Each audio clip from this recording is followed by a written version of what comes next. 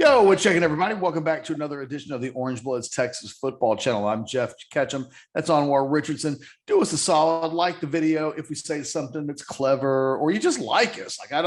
Whatever the reasons might be, like the video, subscribe to the page, ring the bell so you can get notifications every time we release a video. And of course, leave your comments in the comments section. Today, we're talking Bijan Robinson. And yesterday, Anwar, Bijan announces that he will definitely be back in 2022 and that it's kind of God's will in his mind. And it doesn't sound like there's been a lot of thought into not playing at Texas. It's kind of strange because he's a sophomore and he can't go to the NFL. But in this world of the NCAA portal, I think there had been some worry from Texas fans that he could just pick his ball up and go anywhere in the country and find a home. And potentially play for much more meaningful stakes as a junior next year. But really kind of massive underrated news that went by last week or yesterday, because that commitment, I think, I don't know that I thought a lot about it until after he gave it, but I can see where from now until through Christmas and the holidays, where if he hadn't, this probably would have been something that would have built up steam in the online echo chamber that is kind of our world. And this really puts to bed, at least for now, until he gives us a reason to suggest otherwise. It felt very firm to me that the number one building block on this team should be healthy and ready to go for a full 2022. And that's just massive for Steve Sarkisian. Yeah, and so, I talked to, Bijan yesterday after Steve Sarkisian spoke, and what's very interesting is that he said he's heard the rumors. So he's very well aware that there was this belief system out there. And one of the things he wanted to do was kind of squash all of that because in some way, Bijan talked about it. He's trying to recruit guys and very actively trying to recruit people to come to Texas. Very hard for him to do. It's almost like a coach, right? You hear it more from coaches that are saying, hey, I got to squash all this so I can get guys to come in for my signing class. Well, Bijan's like, I'm actively recruiting guys. And this thing is always coming up about, well, is he going to be here? Is he going to be happy here? All this other type of stuff. So he felt that it was very important that he wanted to make sure everyone knew he's locked in for 2022. And the other key to that, Catch, you talked about the transfer portal. We're also in this other world where guys just decide, you know what, my draft stock is good. I'm just not going to play. I don't. Yeah. Why risk it? I'm not going to play. And you would think with a guy who had an elbow dislocated, then very easy for him to say, like, you know what, nah. And he said, look, I'm not built that way. I just feel like, and again, he's a very spiritual person, and we don't really get into religion, but because it's what Bijan's DNA is, and he leans on that so much, you kind of have to address it. But what he said, he feels like this is God's plan for him. So he feels like he needs to be at Texas. He feels like playing in 2022 is the thing that he needs to do. And so it just becomes important because all the chatter, the rumors, can he go somewhere better and win games or just sit out? And, it's, again, Catch, like the key thing that you said is today's world, where 3 years ago, we never talked about what's a sophomore going to do, right? 4 years ago, we never cared about it. And now we know, especially with one-time transfer rules, that Bijan can go anywhere in the country and play. The fact that he says, hey, I will be here and I'm committed to the vision and the plan. I mean, it ends up being, of all the recruiting wins, sometimes being able to recruit your guys to stay, the guys that you want, that ends up being a win for Sark. I don't think this has a lot to do with it either, but Bijan's making some nice coin on NIL right now. Mm-hmm. And, he can't get paid from the NFL for like another 18 months. So, it can't hurt that in addition to, I think, being in the program where he wants to be, and not that he couldn't make money elsewhere, but I think when we talk to the idea of he could pull a Jamar Chase and just sit out the next year, save his body. I mean, we've seen recruits this year do the idea of saving their body and not wasting game reps at running back to eventually get the payday. Like that's what this whole thing is supposed to be about. I know next year I'll be watching Bijan through the lens of just don't get hurt. Because this guy really is tailor-made to play on Sundays, and you just don't want anything to happen between now and then to get there. I wouldn't begrudge him if he did. If he's like, look, man, I've already gotten banged up. I nearly killed myself on the Scorpion landing a year ago. You know, he's had some moments now. I would kind of understand. I don't know that we've thought about this enough. Remember when the decommitment of Quinn Ewers felt like that along with the Brockermeyer brothers going to Alabama, really, there wasn't a loss last year for Tom Herman that was like, oh, he can't recover from that. It was the recruiting losses. Yeah. In a weird way, imagine a world where Bijan Robinson leaves Steve Sarkisian. Oh my God. And obviously the Sarkisian show would go on. Obviously, it might go on for years, plural. I mean, he's got a long-term deal. This is year one. And yet politically and like from a messaging standpoint, he's the biggest and he's the best thing about the Texas football program right now. With all due respect to Xavier Worthy, who's not far off. Yeah. To lose that guy when he's the face of the franchise, so to speak, right now, I think would have been an absolute killer. And, you know, I wonder how many more of these types of conversations we'll have in the coming years, because I don't think it's cool yet for good players to bail on their teams to upgrade. But I think it's going to be. I think that you're going to have guys in the future years, like Bijan Robinson has representation on the NIL front. And they could easily, like any player now has representation. You could easily see really good players from 4 and 8, 5 and 7 type teams looking to move on. And I think right now it's kind of viewed as quitting on your team. But it's a very professional thing to do to enhance your position. I mean, it's literally what we spend the rest of our lives doing, trying to find the best possible situation at any given moment that can elevate our lives, basically. Yeah. So it's huge for Texas that Bijan isn't wired in a way where this feels like this would be a big question. But if it was, it would be a huge deal within the program. And quite frankly, just the last thing in the world Steve Sarkisian would need to worry about is replacing that guy now. He's the best thing they've got. If I'm Sarkisian, I walk into Stan Drayton's office and I tell him thank you.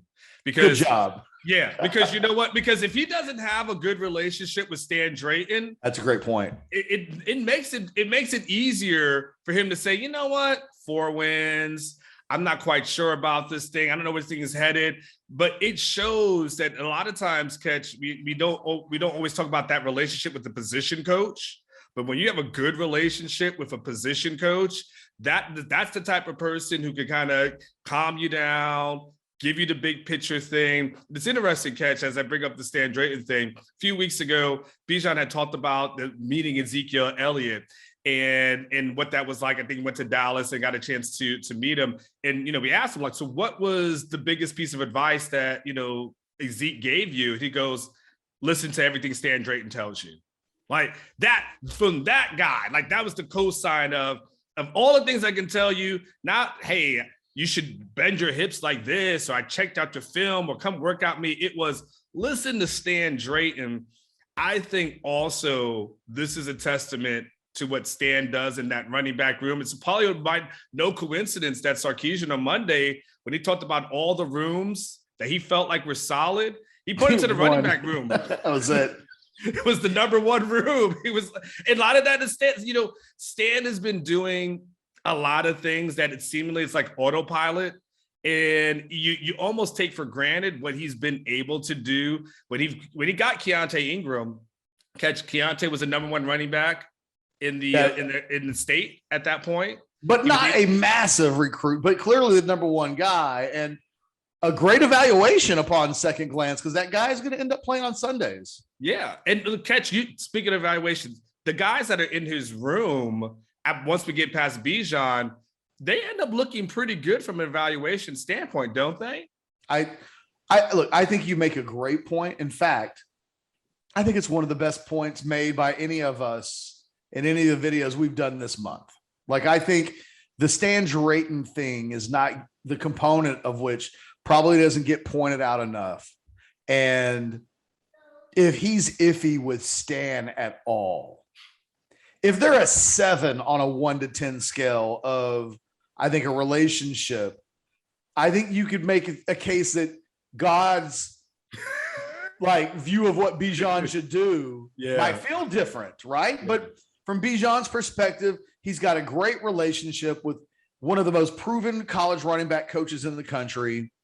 And that does matter because we know how many guys have had the opposite.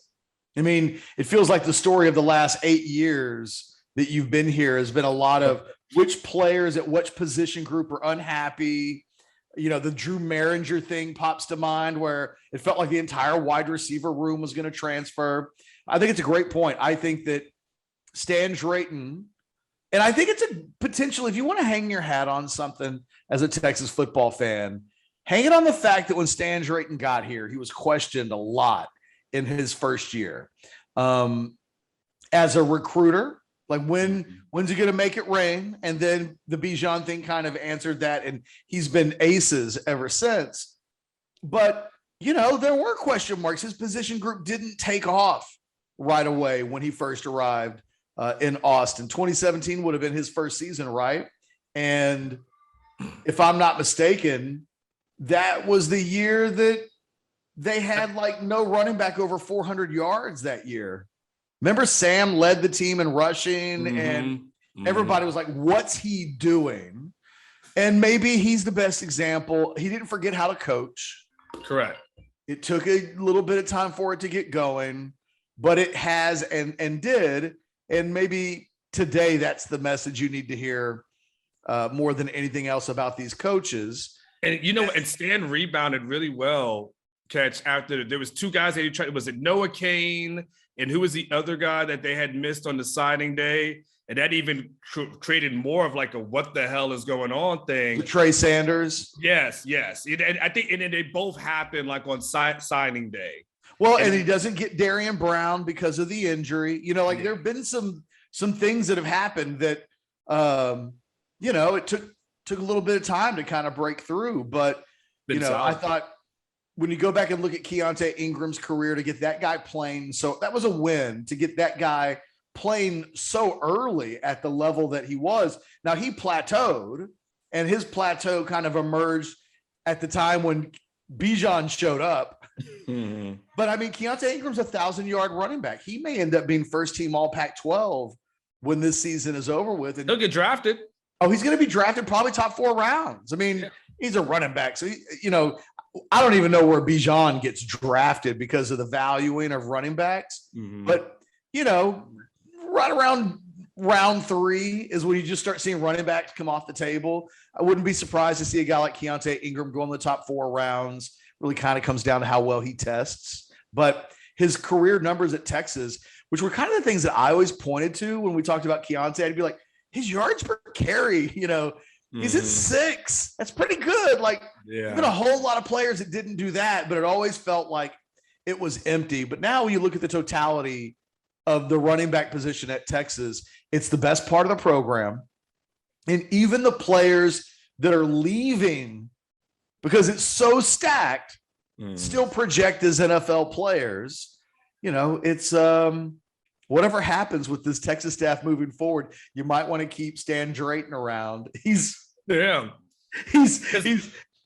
what you wish you had, honestly, was a staff of guys like Drayton that had pupils that came back to the level of Zeke Elliott and would meet with your players and say, hey, AJ Milwee, listen to him.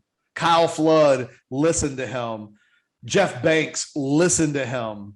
You know, it's a unique thing that Zeke has the profile that he does and is willing to go to a school that he didn't go to hype up his former coach. I mean, come on. So anything else on No, the Bijan running back front? No, I mean, I think, I just think, to put a ribbon and bow on it, it'll be interesting next year as he will be one of the guys that they talk about for the Heisman. One thing we can know about Bijan is from a mental capacity, he's built for that, but he'll be a guy that, Ketch, what do you think? It's probably top 3 will probably be in the conversation at least, because he was about there before, things kind of went awry a little bit. But, it'll be interesting to see what the offseason like is Bijan, how much UT really, if I'm UT, Ketch, that's the face of the franchise going forward. I mean, that's the guy you put on the billboard. That's the guy that you just put out there on Front Street for everyone. And to get the positivity and the energy back and get the fans back inside, that's the guy you sell because he does everything, for all the right reasons. I've enjoyed covering him, and I like a very nice, thoughtful guy. And as a journalist, and last thing I'll say, Ketch, we try to be unbiased and we try to just stay even keel, but he's a guy that you look at and you don't ever wish for anyone not to succeed, but he's a guy that when you come out of that comfort zone of saying, okay, I just need to be here, he's a guy you look at and say, man, I hope he does something well, man, because that's a really, really good dude. His parents should be extremely proud of the young man that they raised, and much success to him. Let's see what happens in 2022. Last thing I'll say real quickly, just about the running back room in general. So next year's Bijan's last year. Roschon will be a senior. And technically, Keelan Robinson will be a senior as well. He shows up as a junior this year. And, Keelan might be a guy, all these guys have COVID years. So technically, even Bijan Roschon could say, I want to come back. But it'll be a very much an older running back room next year. And it'll be interesting if all 3 of those guys leave and depart, and then suddenly you are, 18 months away from Jonathan Brooks being the main guy and then the guys in this class. So, it'll be interesting to see those 3 players, how they're used next year, because I think they're 3 of the 6 best players in the program right now. When we talk about Bijan, Roschon, and Keelan. Maybe that's a bit much, but man, they're all 3 of those guys yards per carry all season long. Bijan and Keelan both have higher yards per carries than Bijan, which means when the backups have come in, they have generally performed at levels that have seen no drop off from one of the nation's best running backs. How much they're able to build around that position group next year, run first, run a lot, get that offensive line better. They have some pieces in place. It'll be one of the stories of the 2022 football team for the Texas Longhorns that Anwar and I will be talking about from here until eternity, essentially. For myself and Anwar, look, we will have videos the rest of the week here on the channel, but if we don't see you until Friday's post-game show, let's say, because you're on the road, you're traveling, you are doing the Thanksgiving thing, for myself and Anwar Richardson, from the bottom of our heart, thank you for giving us time throughout the season to listen to our rants, our overreactions, our analysis, sometimes our drivel and foolishness. Like, we've been wrong this season a few times, but this is the beginning of a long-term quest for us. And as we enter the holidays, we would be remiss if we didn't say thank you. And here's to a wonderful rest of the week for your family. I hope you get to spend time with your loved ones, eat a lot of food, and watch some more Orange Bloods Texas football video here on the Orange Bloods channel. We'll talk to you tomorrow. Later.